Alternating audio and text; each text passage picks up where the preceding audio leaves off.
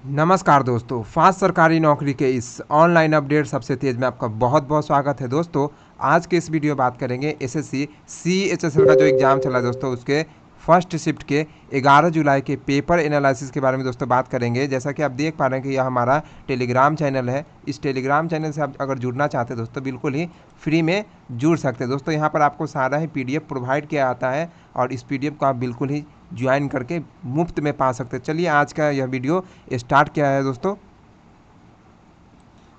जैसा कि दोस्तों आप देख पा रहे हो कि यह हमारा पीडीएफ है जिसको मैंने ऑन कर लिया है दोस्तों, और इसमें देख पा रहे हो कि हमारे पास क्वेश्चन जो मिले थे उसमें सबसे पहला क्वेश्चन आप देख पा रहे हो कि 42वां संविधान संशोधन में क्या है दोस्तों। 42वां संविधान संशोधन है दोस्तों, उसमें बात किया गया था मौलिक कर्तव्य के बारे में बात किया गया है दोस्तों। 42वां संविधान संशोधन जो है मौलिक कर्तव्य से संबंधित है दोस्तों। इसमें बताया गया था, बताते हैं आपको कि मौलिक कर्तव्य है जो दोस्तों, ये भाग संविधान के भाग 4A में है दोस्तों। संविधान के भाग 4A में है और अनुच्छेद बात किया जाए दोस्तों तो अनुच्छेद 51A में है दोस्तों। जितने भी अमेंडमेंट होते हैं दोस्तों वो ए, जैसे कि इसमें दिया हुआ है एक, तो ये भाग 4A के तहत किया गया है। यानी मूल संविधान में बात किया तो 4 था दोस्तों, और उसमें जब संशोधन हुआ दोस्तों तो 4A ऐड किया गया दोस्तों। 4A ऐड किया गया दोस्तों। तो इस प्रकार जो है संविधान में संशोधन हुए दोस्तों। और आगे बात किया जाए, जैसा कि आप देख पा रहे होंगे दोस्तों कि हमारे जो संविधान थे दोस्तों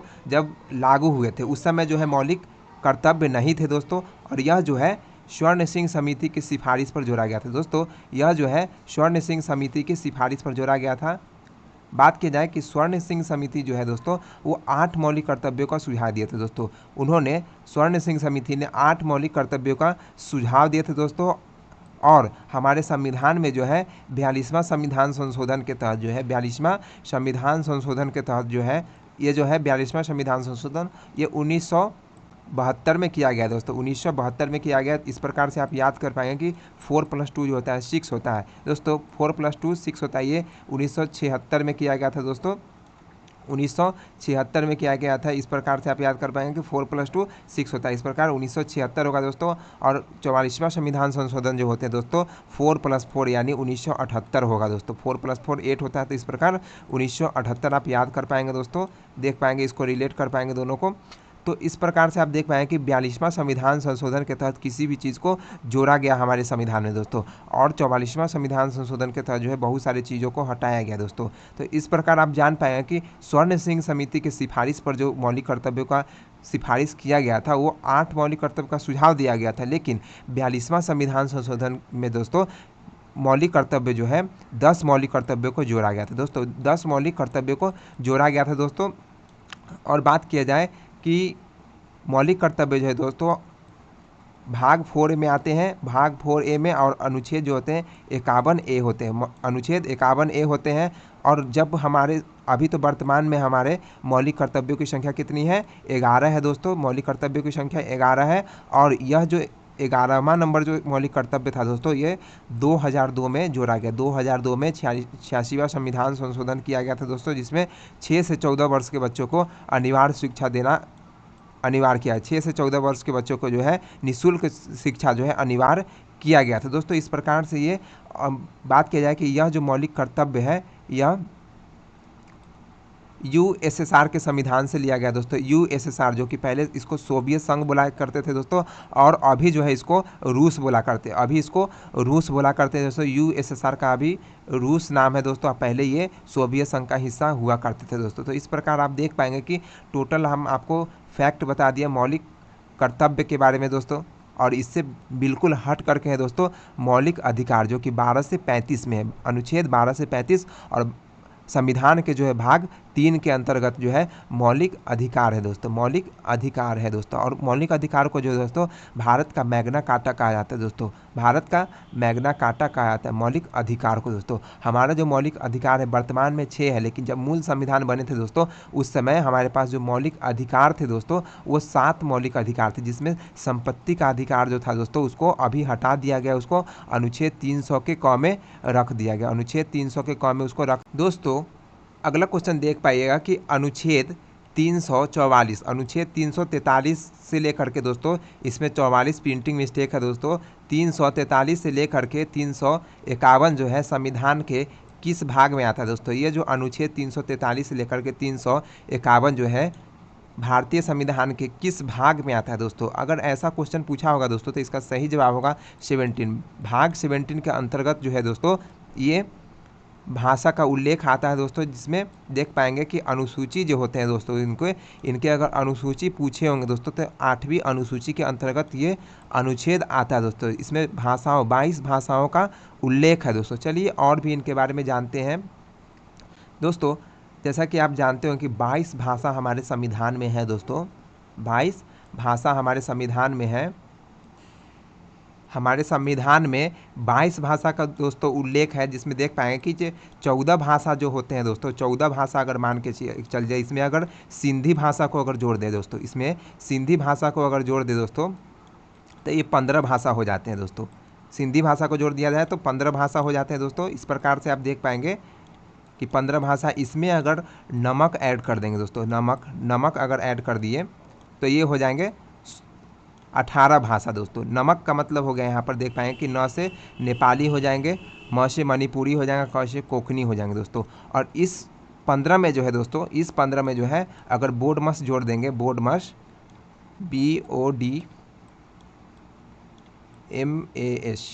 BODMAS अगर बोडमस अगर जोड़ दिए दोस्तों तो इसमें हो जाएगा B से बोडो हो जाएगा, D से हो जाएगा डोंगरी हो जाएगा, M से हो जाएगा मैथिली हो जाएगा दोस्तों, और S से हो जाएगा संथाली। तो इस प्रकार से आप 22 भाषा को याद कर सकते हैं दोस्तों। इस प्रकार से आप 22 भाषाओं को याद कर सकते हैं दोस्तों। चलिए और भी इनके बारे में कुछ फैक्ट देखते हैं। जैसा कि आप देख पा रहे हो कि 8वीं अनुसूची के बारे में चलिए जानते, 8वीं अनुसूची के बारे में जानते हैं। जैसा कि आप देख पा रहे होंगे कि इस अनुसूची में जो है, इस अनुसूची में भारत गणराज्य की आधिकारिक भाषाओं को सूचीबद्ध किया गया है। भारत गणराज्य के जो है आधिकारिक भाषाएं हैं दोस्तों, उनको सूचीबद्ध किया गया है दोस्तों। आगे बात किया गया है कि भारतीय संविधान के भाग जो है, भारतीय संविधान के भाग हैं कौन सा? 17 भाग है, 17 अनुच्छेद बात किया गया 343 से 351, 343 से 351 तक जो है शामिल है दोस्तों। इसके अंतर्गत जो है 343 से लेकर के 351 तक अनुच्छेद शामिल है दोस्तों। और इसमें जो पार्ट जो आते हैं, इसके भाग आते हैं, वो 17 है दोस्तों। ठीक है, इसमें जो है आधिकारिक भाषाओं का उल्लेख है दोस्तों। इससे संबंधित है ये अनुच्छेद और भाग और 8वीं शेड्यूल, 8वीं अनुसूची दोस्तों।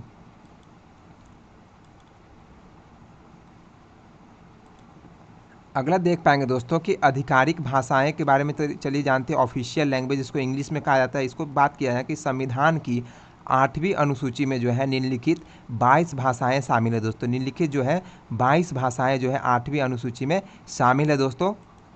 इस प्रकार से आप देख पाएंगे कि 22 भाषा जो है कौन कौन है। एक है असमिया है, दूसरा है बंगाली है दोस्तों, गुजराती है, हिंदी है, कन्नड़ है, कश्मीरी है दोस्तों, कोकनी है, मलयालम है, मणिपुरी है, मराठी है दोस्तों, नेपाली है, उड़िया है दोस्तों, पंजाबी है, संस्कृत है दोस्तों, सिंधी, तमिल है, तेलुगु है, उर्दू है, बोडो है, संथाली है, मैथिली है और डोंगरी है दोस्तों।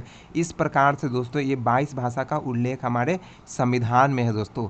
और इस आगे बात किया है दोस्तों कि इन 22 भाषा में से बात किया है कि 14 भाषा जो है संविधान के प्रारंभ में शामिल था दोस्तों। 14 भाषा जो है संविधान जब बने थे दोस्तों, मूल संविधान की बात किया है कि कितनी भाषाएं थी दोस्तों, तो 14 भाषा थी दोस्तों। और उसके बाद जो है 14 के बाद जो है भाषाएं जो ऐड किया गया 15वां, वो सिंधी भाषा ऐड किया गया। उसके बाद जो 3 भाषा ऐड किया गया, जिससे नमक से हम लोग याद किए, उसके बाद बोडमस से याद किए। तो ये पहले 1, उसके बाद 3 और उसके बाद 4 भाषा ऐड किया गया दोस्तों। इस प्रकार से आप देख पाएंगे कि 8 भाषा जो है बाद में ऐड किया गया था, संविधान, मूल संविधान के बाद ऐड किया गया था दोस्तों।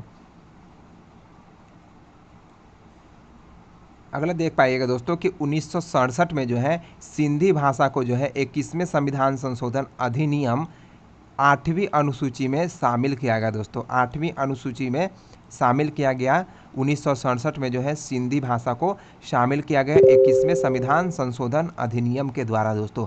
अगला बात करते हैं दोस्तों कि देख पाएंगे कि वर्ष 1992 में जो है ये 1967 में जो है सिंधी भाषा को ऐड किया गया था दोस्तों। और 1992 में जो है 71वां संविधान संशोधन हुआ था दोस्तों अधिनियम द्वारा। जो है कोकनी भाषा जो है, कोकनी हो गया, मैथिली हो गया और नेपाली हो गया, इसी को बोलते हैं नमक। न से नेपाली, म से मणिपुरी या क से कोकनी। कोंकणी, ये तीनों भाषा को जो है दोस्तों शामिल किया गया था दोस्तों। अगला बात किया जाए दोस्तों, देख पाएंगे आप कि 2003 में जो है देख पाएंगे कि वर्ष 2003 में 92वां संविधान संशोधन हुआ दोस्तों, अधिनियम, जो कि वर्ष 2004 से प्रभावी हुआ। ये संशोधन जो है 2003 में हुआ दोस्तों, 92वां संविधान, लेकिन प्रभावी रूप से इफेक्ट में कब आया दोस्तों, यानी 2004 में इफेक्ट में आया दोस्तों द्वारा। इसमें जो है बोडमस को जोड़ा गया दोस्तों। इसमें देखेंगे बोडो, डोंगरी, मैथिली और संथाली भाषा को 8वीं अनुसूची में शामिल किया गया दोस्तों। तो ये थे दोस्तों भाषा से जुड़े मुख्य फैक्ट थे, इनको हमने बताने का प्रयास किया दोस्तों। अगला क्वेश्चन देख पाइएगा दोस्तों कि गुरु तेग बहादुर थे दोस्तों की हत्या जो है किस मुगल शासक के द्वारा करवाया गया दोस्तों, किस मुगल शासक के द्वारा करवाया गया। तेग बहादुर का जो हत्या था दोस्तों औरंगजेब के द्वारा हुआ था दोस्तों, औरंगजेब के द्वारा करवाया गया था तेग बहादुर का हत्या दोस्तों। आगे देख पाइएगा दोस्तों कि इसमें कहा गया है कि तेग बहादुर जी जो है, इनमें देख पाइएगा कि ये सिखों के गुरु है दोस्तों, सिखों के गुरु है दोस्तों। इनको जो है औरंगजेब कहे थे कि धर्म परिवर्तन करने के लिए दोस्तों। अब मान के चलिए कि कोई भी सिख का, कोई भी धर्म का ये गुरु है दोस्तों, तो अगर गुरु जो करेंगे उन्हीं के साथ वही तो उसके शिष्य भी सीखेंगे, तो इसीलिए इन्होंने धर्म परिवर्तन करने से मना कर दिया था, जिसके कारण जो है औरंगजेब ने इनको हत्या करवा दिया दोस्तों। औरंगजेब ने इनको आदेश दे करके जो है हत्या करवा दिया था। चलिए इनके बारे में और बातें जानते हैं दोस्तों कि 1664 से लेकर के 1664 से लेकर के 1675 तक के सिख के 9वें गुरु थे दोस्तों। ये जो थे तेग बहादुर सिख के 9वें गुरु थे दोस्तों। और इनका जो है औरंगजेब 1618 से लेकर के 1707 लगभग, ये बात किया है कि औरंगजेब का भी शासन चला था दोस्तों। ये लगभग 49 वर्ष तक इनका शासन चला था दोस्तों। औरंगजेब का जो शासन काल है दोस्तों 49 वर्ष तक चला था दोस्तों। इसमें देख पाइए कि जो औरंगजेब है दोस्तों ये 1658 होना चाहिए यहाँ पर, 1658, इससे 1658 से लेकर के ये 1707 तक इन्होंने इसके बीच में क्या किया कि आदेश दिया हत्या करने का, तेग बहादुर को जो है हत्या करने का आदेश दिया था दोस्तों। अगला देख पाएगा दोस्तों कि उन्होंने मुगलों द्वारा जो है कश्मीर हिंदुओं के जबरन धर्म परिवर्तन का विरोध किया था दोस्तों। और इस विरोध के कारण जो है उन्हें औरंगजेब जो है आदेश देकर मार डलवाया दोस्तों। औरंगजेब जो है विरोध, उन्होंने सिखों के जो 10वें गुरु है वो जो है इसमें कश्मीर हिंदुओं को जो है परिवर्तन, उनके जो है जबरन जो है उनके धर्म को परिवर्तन करने का प्रयास किया जा रहा था, जिनके कारण जो है औरंगजेब को पता चल गया दोस्तों। और इन्होंने जो है आदेश दे दिया और इनकी हत्या करवा दिया दोस्तों, हत्या करवा दिया। और यहाँ पर होगा 58 होगा दोस्तों। अगला क्वेश्चन देख पाइएगा दोस्तों, जैसा कि कहा गया है कि अनुच्छेद 45 जो है, अनुच्छेद 45 में जो कितने वर्ष के बच्चों के लिए है दोस्तों, अनुच्छेद 45 जो है कितने वर्ष के बच्चों के लिए, तो दोस्तों इसका सही जवाब है 6 वर्ष के बच्चों के लिए दोस्तों। इसका सही जवाब है 6 वर्ष के। इसमें कहा गया है दोस्तों कि 6 वर्ष के बच्चों के होंगे दोस्तों, 6 वर्ष तक के बच्चों को जो है आंगनबाड़ी की सुविधा दिया जाएगा। आंगनबाड़ी यानी उसकी देखभाल, आंगनबाड़ी में जो है खाना भी दिया जाता है, इससे उसकी देखभाल होगी दोस्तों, देखभाल होगी। और उसकी जो पढ़ाई की जो सुविधाएं हैं दोस्तों उस पर केंद्रित किया गया है दोस्तों। तो चलिए इसके बारे में और भी जानते हैं। जैसा कि देख पा रहे हो कि अनुच्छेद 45 जो है दोस्तों, इसको जो है उदारवादी के अंदर रखा गया दोस्तों।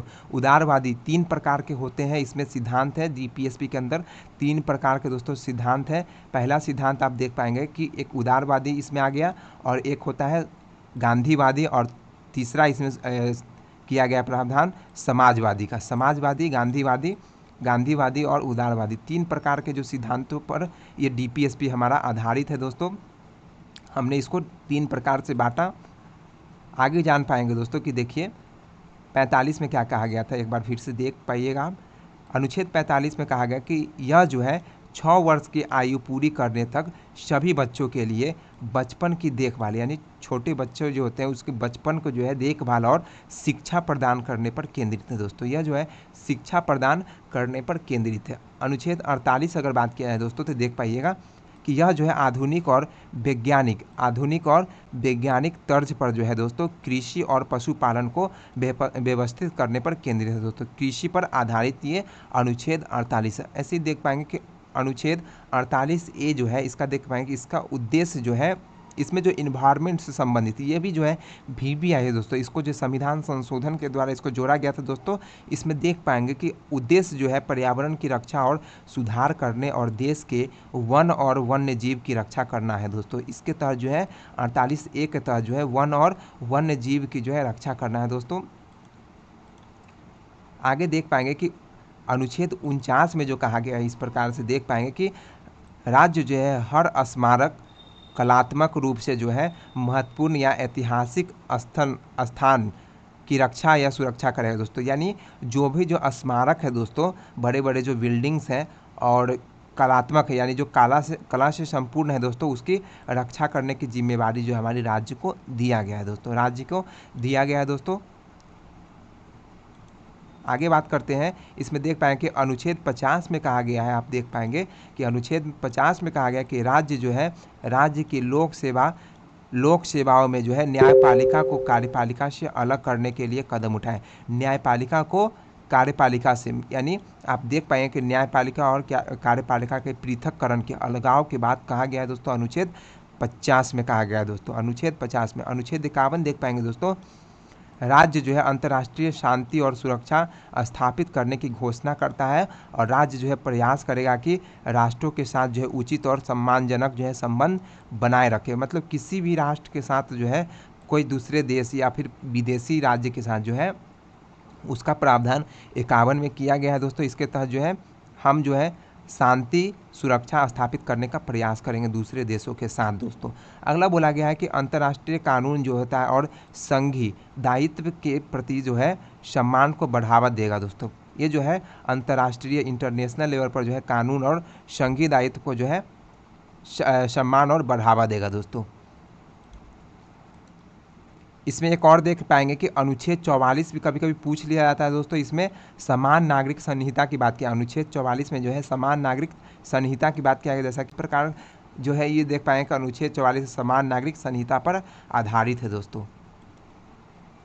अगला देख पाएगा दोस्तों कि 86वां संविधान संशोधन क्या था दोस्तों। 86वां संविधान संशोधन क्या था दोस्तों, इसमें बता दें दोस्तों कि स्वर्ण सिंह के सिफारिश पर है दोस्तों 42वां संविधान संशोधन के तहत जो है 1976 के तहत जो है दोस्तों हमारे जो है भारतीय संविधान में भाग ए और आर्टिकल जो है 51A के तहत जो है उन्होंने 8 मौलिक कर्तव्यों का सुझाव दिया था। उन्होंने 8 मौलिक कर्तव्यों का सुझाव दिया था, लेकिन हमारे संविधान में जो है 42वें संविधान संशोधन 1976 के तहत जो है हमारे भारतीय संविधान में 10 मौलिक कर्तव्यों को ऐड किया गया था।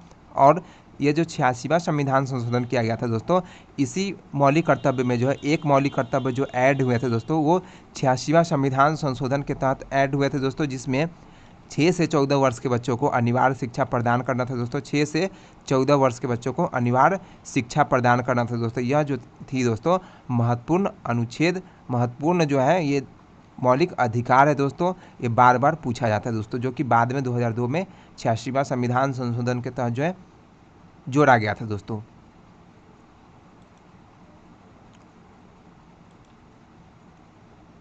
इसमें देख पाएंगे आप कहा गया है कि इसके तहत जो देखेंगे कि संविधान में एक नए भाग यानी 4A नए भाग जो है इसमें 4A को जोड़ा गया था दोस्तों। स्वर्ण सिंह समिति की सिफारिश की बात हो रही है दोस्तों। संविधान के इस नए भाग में जो है अनुच्छेद 51 क जोड़ा गया है दोस्तों, जिसमें जो है 10 मौलिक कर्तव्यों को रखा गया था दोस्तों। उस समय जो है 10 मौलिक कर्तव्यों को रखा गया था दोस्तों। 1976 की बातें हो रही दोस्तों। अगला बात किया गया कि 2002 में जो है 86वें संविधान संशोधन द्वारा जो है एक और मौलिक कर्तव्यों को जोड़ा गया, एक और मौलिक कर्तव्यों को जोड़ा गया था दोस्तों। आप इस प्रकार देख पाएंगे कि 11वां जो मौलिक कर्तव्य है इसमें देख पाएंगे कि 6 से 14 वर्ष के तक की आयु के बच्चे को जो है दोस्तों के बीच के अपने बच्चे को जो है शिक्षा के अवसर उपलब्ध कराएंगे दोस्तों। उपलब्ध कराना यानी 6 से 14 वर्ष के बच्चों को जो अनिवार्य शिक्षा प्रदान करने से संबंधित है दोस्तों। यह जो है कर्तव्य 86वें संविधान संशोधन अधिनियम 2002 द्वारा जोड़ा गया दोस्तों। 86वें संविधान संशोधन 2002 अधिनियम 2002 के द्वारा जोड़ा गया दोस्तों। अगला क्वेश्चन देख पाएंगे दोस्तों कि स्वामी विवेकानंद से संबंधित क्वेश्चन इस प्रकार देख पाएंगे कि स्वामी विवेकानंद जो है दोस्तों ने शिकागो जो शहर है ये अमेरिका में अवस्थित है दोस्तों, इसमें जो है विश्व धर्म सम्मेलन में अपना भाषण कब दिया था, विश्व धर्म सम्मेलन में अपना भाषण कब दिया था दोस्तों। इसका सही जवाब होगा 1893 इसका सही जवाब होगा दोस्तों, 1893 इसका सही जवाब होगा। चलिए इनके बारे में कुछ फैक्ट जानते हैं दोस्तों। जैसा कि आप देख पा रहे हैं कि स्वामी विवेकानंद का जो जन्म हुआ है दोस्तों ये 1863 में हुआ है दोस्तों, 1863 में इनका जन्म हुआ है और 1902 में जो है इनकी मृत्यु हो गई है दोस्तों। इनके बारे में जानते हैं कि स्वामी विवेकानंद का जन्म जो है नरेंद्र नाथ दत्ता के रूप में हुआ दोस्तों। इनका जन्म जो है, जब जन्म हुआ था इनका नाम था नरेंद्र नाथ दत्ता इनका नाम था दोस्तों। 12 जनवरी 1863 को हुआ था दोस्तों, 12 जनवरी 1863 को हुआ था। और इन्हीं के जन्म दिवस पर जो है दोस्तों भारतीय युवा दिवस मनाते दोस्तों। युवा दिवस जो है इन्हीं के जन्म दिवस पर 12 जनवरी को हर साल प्रतिवर्ष मनाते हैं दोस्तों। आगे बात करें कि इन्होंने जो है वेदांत का मतलब होता है वेदों का अंत होता है दोस्तों। वेदांत और योग के भारतीय दर्शन को पश्चिमी दुनिया में पेश किया दोस्तों। वेदांत और योग को जो है पश्चिमी दुनिया में पेश करने वाला ये स्वामी विवेकानंद है दोस्तों। अगला बात किया जाए कि 19वीं शताब्दी के अंत में जो है हिंदू धर्म को जो है विश्व मंच पर लाने के लिए अंतर जागरूकता बढ़ाने का श्रेय जो इन्हीं को जाता है दोस्तों। देख पाएंगे कि इन्होंने अपने गुरु इनके गुरु का नाम था दोस्तों, देख पाए कि इन्होंने अपने गुरु रामकृष्ण परमहंस के बाद जो है मई 1897 में रामकृष्ण मिशन की स्थापना की दोस्तों। इन्होंने रामकृष्ण मिशन की स्थापना जो है 1897 में किया दोस्तों, 1897 में किया। और इन्होंने जो है 1893 में शिकागो जो कि अमेरिका का एक शहर है दोस्तों, उसमें शिकागो में जो है आयोजित पहली धर्म संसद में जो है भारत की तरफ से ये प्रतिनिधित्व किए दोस्तों। जोरदार भाषण दिए दोस्तों। इनके द्वारा जो कुछ पुस्तक लिखे गए हैं दोस्तों, इनको देख पाएंगे कि ज्ञान योग जो है इन्हीं के द्वारा लिखा गया, भक्ति योग है, फिर राज योग है। आगे बात किया है कि भारत के युवाओं के लिए जो है आदि के लिए पुस्तक लिखे दोस्तों। युवाओं के लिए जो पुस्तक लिखे यानी ये देख पाए कि ज्ञान से संबंधित ज्ञान योग से संबंधित जो भी योग होंगे दोस्तों, योग यानी योगा वगैरह से रिलेटेड है दोस्तों, तो ये जो है युवाओं से संबंधित होंगे दोस्तों। तो इनके युवा से ज़्यादा संपर्क थे और उन्हीं पर जो है ज़्यादा पुस्तक लिखे थे दोस्तों। तो इस प्रकार इन्हीं के दिवस पर जो है युवा दिवस मनाया गया दोस्तों। अगला देख पा रहे होंगे दोस्तों कि उन्होंने भारत में कई मठों की स्थापना की। उन्होंने भारत में जो है कई मठों की स्थापना की, जिसमें से जो है सबसे महत्वपूर्ण मठ की बात किया है दोस्तों, तो उसमें बेलूर मठ जो कि हावड़ा जिले में बेलूर मठ अवस्थित है दोस्तों। अगला बात किया जाए कि 1902 में जो है इनका मृत्यु जो है निधन पश्चिम बंगाल के बेलूर मठ में इनका निधन हुआ था दोस्तों। बेलूर मठ में इनका निधन हो गया दोस्तों। अगला क्वेश्चन देख पा रहे हैं दोस्तों कि भूपेन हजारिका ब्रिज जो है दोस्तों कौन से साल बनकर तैयार हुआ दोस्तों, कौन से साल बनकर तैयार हुआ दोस्तों।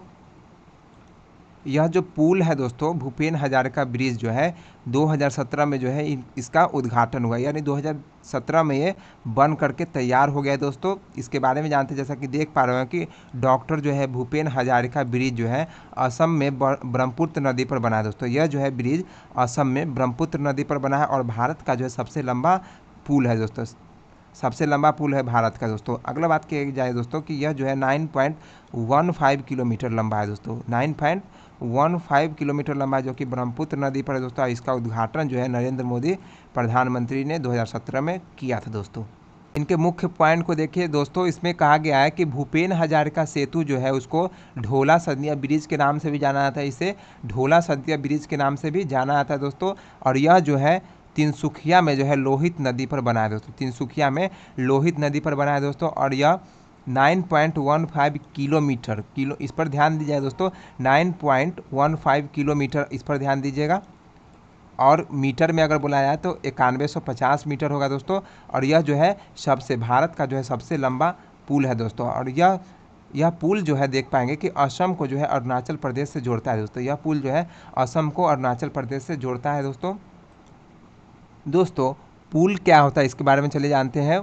पुल क्या होता है इसमें बात करेंगे कि पुल एक ऐसी संरचना यानी ऐसी स्ट्रक्चर होता है दोस्तों जो बिना बाधा यानी जो कि बिना बाधा के जो है मार्ग प्रदान करने के उद्देश्य से पानी हो गया, उसके बाद घाटी है या फिर सड़क जैसे किसी निकाय के रास्ते को बंद किए बिना जो है भौतिक बाधाओं को फैलाने के लिए बनाया गया दोस्तों। भूगोलिक यानी ज्योग्राफी रूप से अगर देखा जाए दोस्तों तो कोई अगर रोड अगर जा रही है दोस्तों और उसके बीच में जो है नदियाँ आ जाती है तो उसके ऊपर पुल बनाकर उसको कनेक्टिविटी को रेगुलेट करने के लिए यह पुल बनाया है दोस्तों। पुल का यही मतलब होता है दोस्तों। चलिए दोस्तों और भी जानते हैं कि ये जो पुल जिनके नाम पर रखा गया उनके बारे में कुछ परिचय जान लेते हैं। जैसा कि देख पा रहे हो कि यह पुल जो है भूपेन हजारिका के नाम पर रखा गया था दोस्तों। जैसा कि देख पाएँ कि भूपेन हजारिका एक असाधारण यानी एक्स्ट्रा ऑर्डिनरी पर्सन है दोस्तों, प्रतिभाशाली है दोस्तों, प्रतिभाशाली व्यक्ति है दोस्तों। अगला बात की जाए कि इसमें कि वह एक कवि है दोस्तों, संगीतकार भी है दोस्तों, संगीतकार है दोस्तों, कंपोजर इसको बोला जाता है इंग्लिश में कंपोजर ऑफ म्यूज़िक बोला जाता है दोस्तों। और उसके बाद देखें कि गायक भी है दोस्तों, अभिनेता भी है दोस्तों, पत्रकार भी है दोस्तों, जर्नलिस्ट जिसको इंग्लिश में बोला जाता है, लेखक भी है, राइटर भी है दोस्तों, और प्रतिष्ठित जो है फिल्म निर्माता भी है दोस्तों, ये फिल्म मेकर भी है दोस्तों। तो ये जो है इनके अंदर इतने सारे टैलेंट थे तो इसलिए इनको एक्स्ट्रा ऑर्डिनरी कहा गया। एक आदमी इतने सारे काम करते हैं दोस्तों तो इसको तो एक्स्ट्रा ऑर्डिनरी ही कहा जाएगा ना दोस्तों। देख पाएंगे कि इन्हें जो है उनके बहादुरी गीतों के लिए कारण जो है इन्हें ब्रह्मपुत्र के जो है बाढ़ के रूप में भी जाना, ब्रह्मपुत्र के जो है बाढ़ के रूप में भूपेन हजारिका को जाना जाता है दोस्तों। इसको इंग्लिश में भी देख पाएंगे कि इसको इंग्लिश में भी मेंशन किया गया है, इंग्लिश वाले के लिए इंग्लिश में मेंशन किया गया दोस्तों। जाकर के बिल्कुल देख पाएंगे, इस पीडीएफ को टेलीग्राम चैनल से प्राप्त कर लीजिएगा, बिल्कुल फ्री में मिल जाएगा दोस्तों। चलिए अगले पॉइंट्स की तरफ बढ़ते हैं। अगला क्वेश्चन आपको देख पा रहे होंगे दोस्तों, इसमें बोला जाए कि निम्नलिखित में से मंद लोक संगीत जो है किस राज्य से संबंधित है दोस्तों। मंद लोक संगीत जो है किस राज्य से संबंधित दोस्तों। इसका सही जवाब है राजस्थान। इसका सही जवाब है दोस्तों राजस्थान, इसका सही जवाब है। देखिए दोस्तों इसमें बोला जा रहा है कि मंद लोक संगीत जो है दोस्तों, मंद लोक संगीत जो है दोस्तों राजस्थान राज्य से संबंधित है दोस्तों। वैसे ही बात किया जाए दोस्तों कि बिहार राज्य से जो कुछ लोक संगीत संबंधित है जो कि जन्म के समय मनाया जाता है वो है सोहर। सोहर जो है दोस्तों बिहार राज्य में मनाया जाता है दोस्तों, जो कि बच्चे जब जन्म लेते हैं दोस्तों तो ये लोक संगीत के रूप में इसे गाया जाता है दोस्तों। इसी में एक आता है दोस्तों बिहू संगीत। बिहू संगीत जो है एक उत्सव गीत है दोस्तों। बिहू संगीत जो कि असम बिहू फेस्टिवल के समय गाया जाता है दोस्तों। बिहू संगीत जो है दोस्तों बिहू जब पर्व आते हैं दोस्तों उस समय गाया जाता है। और भी इनके बारे में जानते हैं, जैसा कि देख पा रहे हो कि क्लासिकल मंद रचना जो है दोस्तों, क्लासिकल मंद रचना को जो है अल्लाह जिलाई बाई जो है जैसे महान गायकों ने अमर कर दिया दोस्तों। इसको जो है अल्लाह जिलाई बाई, इनके नाम देख लीजिएगा, अल्लाह जिलाई बाई जो है इनको महान गायकों कहा गया दोस्तों, इन्हें अमर कर दिया दोस्तों। देख पाएंगे कि राजस्थान के जो है प्रमुख नदियों के बारे में देखते हैं। जैसा कि देख पा रहे होंगे सबसे पहले आप देख पाएंगे कि जनपद से मध्य प्रदेश की ओर जाने वाली जो है चंबल नदी है दोस्तों। चंबल जो है यमुना की सहायक नदी है दोस्तों। अगला बात क्या है कि आरावली जो देख पाएंगे कि पर्वतमाला से खंभात की खाड़ी जो है दोस्तों की ओर जाने वाली साबरमती रिवर है दोस्तों। साबरमती जो कि गुजरात के खंभात, ये जो यहाँ पर देख पा रहे होंगे ये जो सेक्टर यहाँ पर गुजरात है और यहाँ पर जो है खंभात की गल्फ ऑफ खंभात, यहाँ पर खंभात की खाड़ी है दोस्तों। अगला बात क्या है दोस्तों कि राजस्थान से चंबल की ओर जाने वाली जो नदी है वो बनास नदी है दोस्तों। अगला इसमें दिया गया है दोस्तों कि अरावली पर्वत से निकलने वाली जो है एक लूनी नदी है, और लूनी नदी एकमात्र ऐसा नदी है दोस्तों कि जो स्थल में ही विलुप्त हो जाता है दोस्तों, जो बहते बहते बीच में ही जा कर के ये विलुप्त हो जाता है, गुजरात साइड में जाते जाते ये विलुप्त हो जाता है। और यह जो है अपने अंतिम स्थान जो कि बहुत सारे रिवर मान के चलिए जैसे कि गंगा है, यमुना है, ये सब जा कर के अपना क्या करे, इस डेल्टा बना रहे हैं, वैसे ये नहीं बनाते हुए बीच में ही विलुप्त हो जाते हैं दोस्तों। ये नदी साबरमती नदी जो है बीच में ही जा करके विलुप्त हो जाते हैं दोस्तों। और यह जो है साबरमती नदी एक कर्क रेखा को जो है एक बार काटते हैं दोस्तों, कर्क रेखा को एक बार काटते हैं। और माही नदी जो है कर्क रेखा को 2 बार काटती है दोस्तों, माही नदी जो है कर्क रेखा को 2 बार काटती है। तो ये थे सारे नदियों का फैक्ट थे दोस्तों। कुछ किला के बारे में दोस्तों जानते हैं, जैसा कि देख पा रहे होंगे दोस्तों, इसमें विश्व धरोहर स्थल में यानी यूनेस्को के अंदर ये शामिल है। इस प्रकार आप देख पाएंगे ये यूनेस्को के अंदर शामिल है। जैसा कि सबसे पहला इसमें जंतर मंतर है दोस्तों। अगला इसमें देख पाएंगे केवलादेव राष्ट्रीय उद्यान है दोस्तों, केवलादेव राष्ट्रीय उद्यान ये राजस्थान में दोस्तों। और चित्तौड़गढ़ जो है किला देख पाएंगे कि यह भी विश्व धरोहर में शामिल है। उसके बाद देख पाएंगे कि कुंभलगढ़ जो एक किला है दोस्तों ये भी शामिल है। अगला है रणथंभौर जो किला है ये भी शामिल है दोस्तों। गागरोन किला है ये भी शामिल है। और एक आमेर किला है दोस्तों, ये सभी जो है विश्व धरोहर सूची में शामिल है दोस्तों। इस प्रकार आप देख पाएंगे कि 7 किला है, ये टोटल 7 किला जो है जो कि राजस्थान से, ये सभी विश्व धरोहर सूची में शामिल है दोस्तों, विश्व धरोहर सूची में शामिल है दोस्तों। राजस्थान जो है दोस्तों इस प्रकार देख पाए कि उत्तर भारत का एक राज्य है, यह जो है उत्तर भारत की तरफ पड़ता है दोस्तों। आप इस प्रकार मैप देख पाइएगा तो इसमें राजस्थान जो देख पाइएगा कि दोस्तों ये कुछ इस तरफ है दोस्तों, राजस्थान जो है कुछ यहाँ पर है दोस्तों।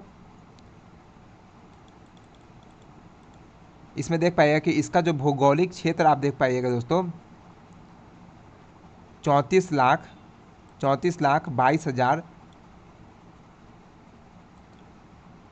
राजस्थान के बारे में चलिए और भी बातें देखते हैं कि जैसा कि देख पा रहे हो कि राजस्थान जो है उत्तर भारत का एक राज्य है दोस्तों। ये जो है राजस्थान ये उत्तर भारत का राज्य है दोस्तों। और इसका जो क्षेत्रफल देख पाएंगे दोस्तों ये 3,42,239 वर्ग किलोमीटर में ये फैला हुआ है दोस्तों। और ये जो भारत का पूछेगा दोस्तों कुल हिस्सा का बात किया है दोस्तों, भौगोलिक जियोग्राफिकल क्षेत्र का अगर बात किया है दोस्तों तो 10.4% जो है ये कवर करता है दोस्तों। अगला बात क्या है कि यह जो है यह क्षेत्रफल के हिसाब से सबसे बड़ा भारतीय राज्य है दोस्तों। और जनसंख्या के हिसाब से बात किया है दोस्तों तो भारत का जो है 7वां सबसे बड़ा राज्य है ये राजस्थान दोस्तों। और भी बातें यहाँ देखिए कि इनका जो है क्षेत्रफल देख पाए दोस्तों। और राज्यपाल जो है यहाँ का कलराज मिश्रा है दोस्तों। और मुख्यमंत्री जो भजन लाल शर्मा है दोस्तों। और राजधानी बात किया है दोस्तों तो इसका राजधानी जयपुर है। और जनसंख्या बात किया तो 6.89 करोड़ है दोस्तों, जनसंख्या कितना है तो 6.89 करोड़ है। अगला क्वेश्चन देख पा रहे हैं कि हावड़ा ब्रिज जो है कब बनकर तैयार हुआ, हावड़ा ब्रिज जो है कब बनकर तैयार हुआ दोस्तों। इसका सही जवाब होगा 1943 में बनकर तैयार हुआ। देख पाए कि हावड़ा ब्रिज जो है यह जो हुगली नदी पर है दोस्तों, हुगली नदी पर यह अवस्थित है दोस्तों। हावड़ा ब्रिज जो है पश्चिम बंगाल के कलकत्ता के हुगली नदी पर अवस्थित है दोस्तों। इसका निर्माण जो है 1943 में हुआ। इसको देख पाइएगा आप कि इसमें कहा गया है कि यह जो है एक संतुलित जो है ब्रैकेट पुल है दोस्तों, यह जो है संतुलित एक ब्रैकेट पुल है दोस्तों। अगला पॉइंट इसमें देख पाया कि हावड़ा ब्रिज जो है वर्तमान में दुनिया में संतुलित कैंटिलीवर पुल प्रकार का 6ठा सबसे लंबा पुल है दोस्तों। यह जो है कैंटिलीवर प्रकार के जो है 6ठा सबसे लंबा पुल है। और जब 1943 में कमीशन किया दोस्तों, यानी 1943 में जब इसका उद्घाटन हुआ था तो यह पुल जो है दुनिया का 3रा सबसे लंबा कैंटिलीवर ब्रिज था दोस्तों। उस टाइम जब स्थापना हुआ था, जब इसका निर्माण हुआ था दोस्तों, उस टाइम ये दुनिया का 3रा सबसे लंबा कैंटिलीवर ब्रिज था दोस्तों। अगला पॉइंट देख पा रहे हैं कि जिस समय इसे बनाया गया था उस समय इसका नाम जो है न्यू हावड़ा ब्रिज था दोस्तों। जिस समय इसको बनाया गया था उस टाइम इसका नाम जो था न्यू हावड़ा ब्रिज था। उसके बाद जो है महान बंगाली कवि जो है रविंद्रनाथ टैगोर के बाद जो है इसका नाम जो है 14 जून 1965 को जो है इसका नाम बदल करके कर दिया गया, रविंद्र सेतु रखा गया दोस्तों। इसका नाम जो है रविंद्र सेतु जो है 14 जून 1965 को रखा गया। लेकिन यह जो है अभी भी हावड़ा ब्रिज के नाम से ही जाना है। इसका नाम जो है अभी भी वर्तमान में बात किया है तो रविंद्र सेतु नाम है, लेकिन अभी भी इसको जो है हावड़ा ब्रिज के नाम से जाना जाता है दोस्तों। और यह जो है बात किया है कि 2 शहर हावड़ा और कलकत्ता को जोड़ता है दोस्तों। पहले इसको कलकत्ता कहा जाता है दोस्तों, अभी इसको कोलकाता कहा जाता है दोस्तों। अगला पॉइंट देख पाएंगे कि रविंद्रनाथ टैगोर को जो है नोबेल पुरस्कार पाने वाले जो है पहले भारतीय और एशियाई थे दोस्तों। एशिया में और भारत में जो है सबसे पहले नोबेल प्राप्त करने वाले जो दोस्तों बात किया है तो ये रविन्द्रनाथ टैगोर थे। इन्हें जो है 1913 में, इन्हें 1913 में जो है साहित्य के श्रेणी में जो है गीतांजलि पुस्तक के लिए जो है नोबेल पुरस्कार दिया गया दोस्तों। इन्हें गीतांजलि पुस्तक के लिए जो है नोबेल पुरस्कार दिया गया था दोस्तों। अगला पॉइंट देख पा रहे हैं कि रविन्द्रनाथ टैगोर को जो है नोबेल पुरस्कार दिया गया दोस्तों। इन्हें जो है नोबेल पुरस्कार दिया गया था दोस्तों, और ये नोबेल पुरस्कार पाने वाले जो है पहले भारतीय और एशियाई बने दोस्तों, यानी पहले भारतीय और एशियाई थे जिन्होंने नोबेल प्राप्त किया दोस्तों। और इन्हें जो है नोबेल मिला था 1913 में, साहित्य के श्रेणी में मिला था दोस्तों, साहित्य के श्रेणी में मिला था दोस्तों, और गीतांजलि पुस्तक के लिए इनको नोबेल पुरस्कार दिया गया था दोस्तों। इस प्रकार देख पा रहे हो दोस्तों कि ये जो है हावड़ा ब्रिज है, आप इस प्रकार देख पाएंगे, इसमें एक भी पुल नहीं है, ये लीवर ब्रिज टाइप का है, आप देख पाएंगे इसको। चलिए अगली बात जानते हैं कि हुबली नदी पर जो है 4 पुल बनी हुई दोस्तों। हुबली नदी पर जो है 4 पुल बनी हुई है, जिसमें से एक तो आप हावड़ा के बारे में जाना, और 3 अन्य पुल जो है इसके बारे में देखिए कि सबसे पहला इसमें है विद्यासागर सेतु है, विद्यासागर सेतु है, जिसे दूसरा जो है हुगली पुल कहा जाता है दोस्तों। विद्यासागर सेतु को जो है दूसरा हुगली पुल कहा जाता है दोस्तों। अगला देख पाएंगे कि विवेकानंद सेतु है, दूसरा है, और तीसरा देख पाएंगे नवनिर्मित जो है निवेदिता सेतु, नवनिर्मित निवेदिता सेतु जो है, ये तीनों सेतु देख पाएंगे। और चौथा उसमें हावड़ा ब्रिज ऐड कर दिया। तो चारों प्रकार के जो सेतु है ये हुगली नदी पर बना हुआ है दोस्तों, हुगली नदी पर बना हुआ है दोस्तों।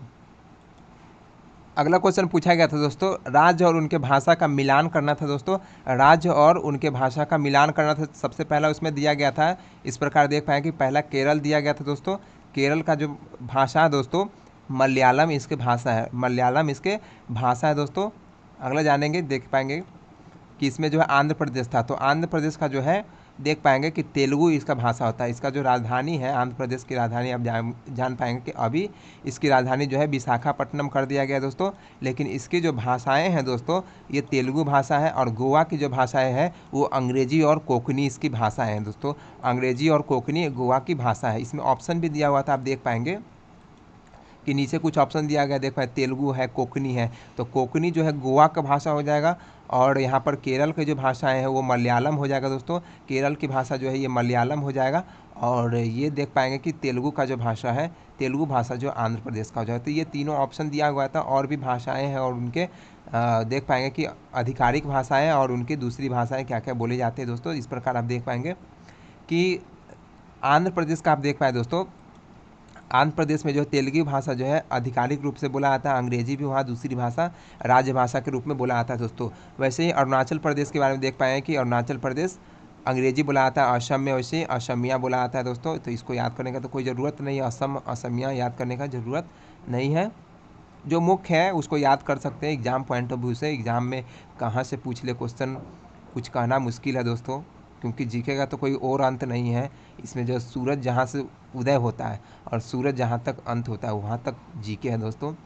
इस प्रकार आप देख पाए कि बिहार में जो है दोस्तों हिंदी भाषा बोली जाती है, बिहार में जो है हिंदी भाषा बोली जाती है दोस्तों। और मान के चलिए यहाँ पर बिहार में जो मैथिली भी बोली जाती है दोस्तों, मैथिली है, उर्दू है, फिर बात किया है तो भोजपुरी भी बोला जाता है बिहार में, फिर मगहिया भाषा है यहाँ पर बिहार में ही चलता है दोस्तों। तो ये सब आधिकारिक भाषा बात किया जाता है, हिंदी मुख्य रूप से बोला जाता है दोस्तों। अगला बात क्या है कि छत्तीसगढ़ में देखा जाए दोस्तों तो छत्तीसगढ़ में हिंदी भाषा बोला जा रहा है, और वहाँ का भाषा छत्तीसगढ़ी भाषा भी बोला जाता है दोस्तों। गोवा में देख पाएंगे कि अंग्रेजी और कोंकणी भाषा बोला जाता है दोस्तों। इस प्रकार आप देख पाएंगे दोस्तों कि हमने 28 राज्य के जो है भाषाएँ जो बोली जाती है उसको हम सूचीबद्ध कर दिए हैं। आप जहाँ से होंगे दोस्तों एक बार इसको देख लीजिएगा, और 3 4 5 राज्य को और भी देख लीजिएगा जो कि एग्ज़ाम में पूछ सकता है, अपने हिसाब से गेस करके उसको देख लीजिए कि यहाँ पर 28 राज्य तक पूरा एकदम मेंशन किया गया दोस्तों, 28 राज्य तक मेंशन किया गया दोस्तों। अगला क्वेश्चन देख पाएंगे दोस्तों कि यह नृत्य जो है मुगल बादशाहों के दरबार में किया जाता था दोस्तों। और अगला कहा गया कि अवध के अंतिम नवाब जो है वाजिद अली शाह के संरक्षण में यह एक प्रमुख कला रूप में विकसित हुआ दोस्तों। वाजिद अली शाह के जो संरक्षण में जो दोस्तों यह नृत्य जो है मुख्य रूप से जो यह कला जो है विकसित हुआ दोस्तों। और इस नृत्य का जो है नाम बताना था दोस्तों। इस नृत्य का नाम था दोस्तों कथक, इस नृत्य का नाम था दोस्तों कथक। जैसा कि आप जान रहे हो कि कथक जो है 8 क्लासिकल डांस में दोस्तों शामिल है दोस्तों।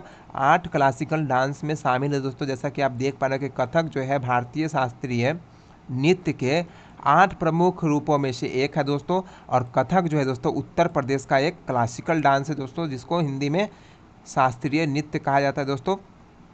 देखिए, नृत्य दो प्रकार के दोस्तों, एक क्लासिकल डांस होते हैं जो कि 8 है दोस्तों, और एक होते हैं फोक डांस होते हैं दोस्तों, जिसको लोक नृत्य कहते हैं, लोकल लैंग्वेज पर होते हैं दोस्तों, जिसको कैसे भी आप कर दीजिए, कैसे भी कपड़ा पहन के कर दीजिए तो वो लोकल नृत्य हो जाएगा, जिसको फोक डांस कहते हैं। और क्लासिकल डांस में जो होता है, एक प्रमुख जो होते हैं, एक निश्चित वेशभूषा होते हैं दोस्तों, और एक कला होती है दोस्तों इसमें, और हर एक अंग अंग को देखा जाता है, इसलिए इसको जो है शामिल किया गया 8 ही मतलब। और ये देख पाइएगा कि क्लासिकल डांस जो है 8 है, लेकिन फोक डांस की संख्या की कमी नहीं है दोस्तों। आगे बात किया है कि कथक जो है वैदिक संस्कृति शब्द से लिया गया दोस्तों। कथक जो है वैदिक संस्कृत शब्द से लिया गया दोस्तों।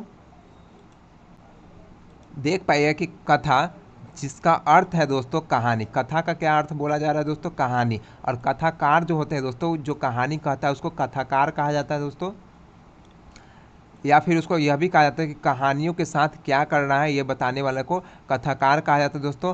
अगला बात कहा गया है कि भक्ति आंदोलन के दौरान जो है कथक जो है, कथक का विकास हुआ दोस्तों। भक्ति आंदोलन के समय जो है दोस्तों, सूफी संत भक्ति जो आंदोलन थे मेराइवल के समय दोस्तों, मध्यकालीन समय में दोस्तों, तो उस समय जो है कथक का विकास हुआ था दोस्तों, जिसमें जो है हिंदू भगवान कृष्ण के बचपन की कहानियाँ को शामिल किया गया दोस्तों। बचपन की कहानियाँ का हिंदू भगवान जो है कृष्ण की बचपन की कहानियाँ शामिल किया गया दोस्तों इस नृत्य में। अगला बात किया गया दोस्तों, देख पाएंगे कि मुगल शासन के दौरान देखा जाए तो मुगल शासन के दौरान जो है दोस्तों, सम्राट कथक जो है दोस्तों नृत्य के संरक्षक थे दोस्तों। सम्राट जो थे कथक नृत्य के जो है संरक्षक थे दोस्तों, इसको बचाने वाले थे, और उन्होंने जो है अपने शाही दरबारों में इसे सक्रिय रूप से बढ़ावा दिया दोस्तों। उन्होंने अपने दरबार में इसको मुख्य रूप से बढ़ावा दिया दोस्तों। आगे बात किया है दोस्तों कि यह जो है फारसी तत्वों को प्रदर्शित करने वाला एकमात्र भारतीय शास्त्रीय नृत्य के रूप है दोस्तों। ये जो है फारसी तत्व को प्रदर्शित करने वाला जो है एकमात्र भारतीय शास्त्रीय नृत्य है दोस्तों। देख पा रहे हो कि कथक के बारे में आप जान पाएंगे और भी बातें इसमें। ये जो शास्त्रीय नृत्य तो है ही दोस्तों। आगे बात किया गया है इसमें कि 15वीं और 16वीं शताब्दी में जो है दोस्तों, भक्ति आंदोलन के प्रसार के साथ जो है कथक नृत्य एक विशिष्ट रूप के नृत्य के रूप में जो है विकसित हुआ दोस्तों। और यह जो है राधा कृष्ण की जो है किंवदंतियों की पहली बार रासलीला नामक लोक नाटकों में उपयोग किया गया दोस्तों। रासलीला जो है दोस्तों कृष्ण और राधा और कृष्ण की जो है बचपना की कहानी उसमें बताया गया, जिसने बाद में जो है कथक जो है कथाकारों के मूल भाव में जो है दोस्तों लोक नृत्य को जोड़ा दोस्तों। लोक नृत्य को मूल भाव में जो है दोस्तों बाद में जोड़ा था दोस्तों। अगला इसमें बात किया है कि कथक जो है मुगल सम्राटों और उनके रईसों के अधीन दरबार में किया जाता था दोस्तों। यह जो है जहाँ इसने अपनी वर्तमान विशेषताओं को प्राप्त किया दोस्तों, और एक विशिष्ट शैली में विकसित हुआ दोस्तों। और आगे बात किया गया दोस्तों कि अवध के अंतिम नवाब जो थे वाजिद अली शाह जो थे, वाजिद अली शाह के जो है संरक्षक में यह एक प्रमुख कला रूप में विकसित हुआ दोस्तों। वर्तमान में जो है यह मुख्य रूप से उत्तर प्रदेश के राज्य में अंतर्गत है दोस्तों, अंतर्गत आता है दोस्तों। इसमें मुख्य रूप से जो है कथक जो है उत्तर प्रदेश का क्लासिकल डांस है, शास्त्रीय नृत्य है दोस्तों। इसमें देख पाएगा कि कुचिपुड़ी जो है यानी कच्चा पूड़ी जो है बना रहा था कौन था, आंध्र प्रदेश। यानी अंधा है क्या, कच्चा पूड़ी दे रहा था। आंध्र प्रदेश जो है कुचिपुड़ी का जो क्लासिकल डांस है ये आंध्र प्रदेश का क्लासिकल डांस है दोस्तों। कथकली जो है दोस्तों केरल का जो है क्लासिकल डांस है, और सतीरिया जो है असम का क्लासिकल डांस है दोस्तों। अगला क्वेश्चन देख पाएगा दोस्तों कि प्रकाश का जो त्यौहार है कौन सा त्यौहार, ये क्वेश्चन पूछा गया था। हिंदू मान्यता के अनुसार जो है दोस्तों दिवाली एक प्रकाश का त्यौहार है, इसको दीपावली भी कहा जाता है दोस्तों। दीपावली भी कहा जाता है हिंदू मान्यता के अनुसार बात किया है दोस्तों।